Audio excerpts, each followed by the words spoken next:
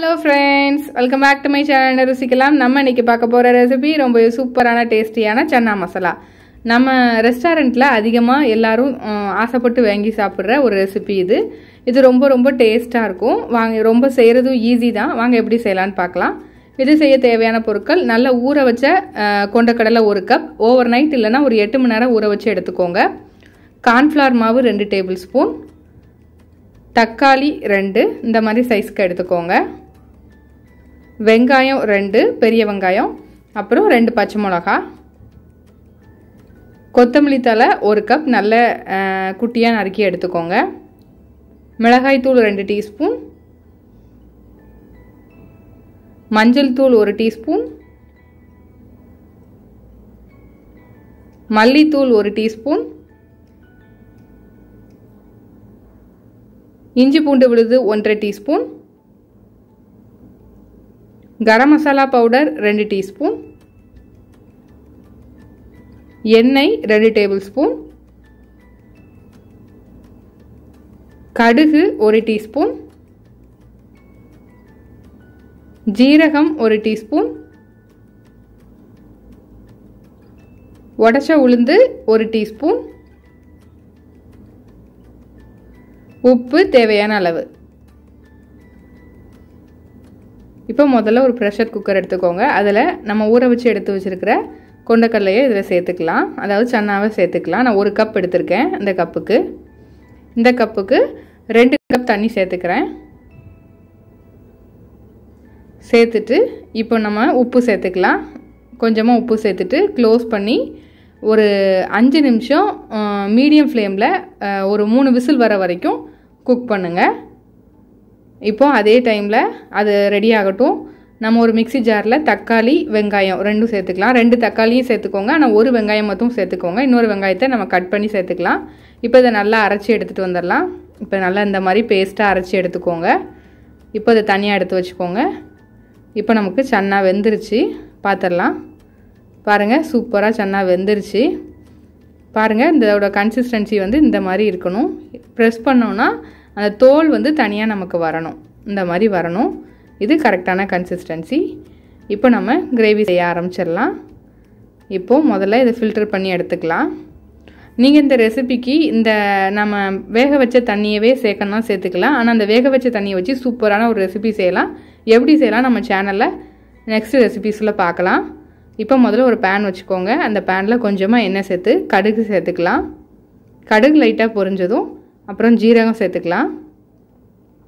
அப்புறம் கொஞ்சமாக உளுந்தம்பருப்பு சேர்த்துக்கலாம்.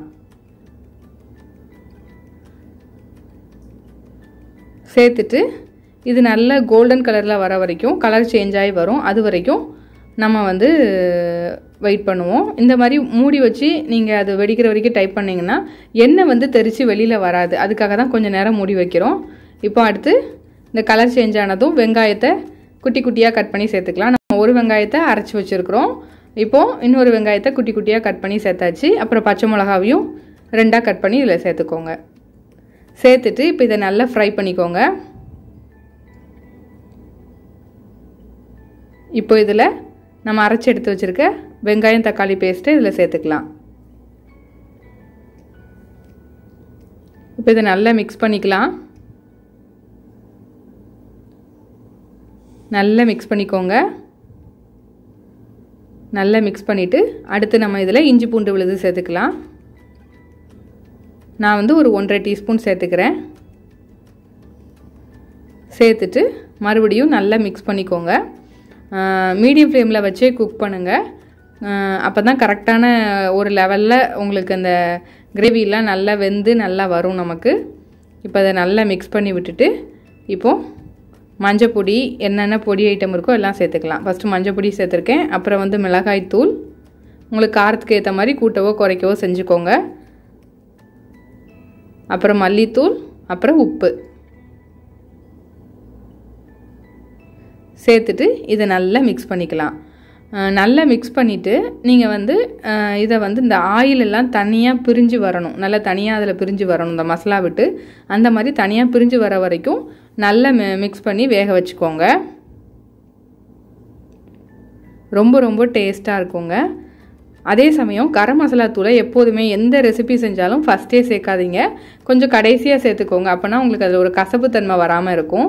இப்போ இதில் நான் கொஞ்சமாக ஒரு கப் தண்ணி சேர்த்துருக்கேன். சேர்த்துட்டு இந்த மசாலாவை நல்லா வேக வச்சுக்கலாம். இப்போ நல்லா மிக்ஸ் பண்ணி விட்டுட்டு மூடி வச்சுக்கலாம். ஒரு 5 நிமிஷம் வேகட்டும். மீடியம் ஃப்ளேமில் வச்சு குக் பண்ணுங்கள். இப்போ நல்லா ஓரளவுக்கு வெந்து அந்த ஆயிலெலாம் தனியாக பிரிஞ்சு வர ஆரம்பிச்சிட்டு இப்போ இதை நல்லா மிக்ஸ் பண்ணி விட்டுட்டு இப்போ நம்ம குக் பண்ணி எடுத்து வச்சுருக்கிற கொண்டக்கடலையை, அதாவது சன்னாவை இதில் சேர்த்துக்கலாம்.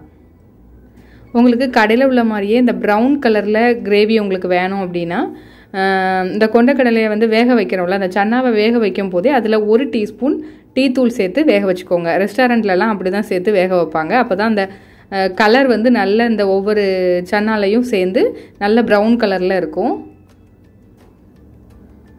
தேவைன்னா சேர்த்து அந்த மாதிரி கலர்ஃபுல்லாக செஞ்சுக்கோங்க, இல்லைனா இப்படியே கூட செஞ்சுக்கலாம். இப்போ இதை நல்லா மிக்ஸ் பண்ணிக்கலாம். இப்போ நல்லா மிக்ஸ் பண்ணியாச்சு.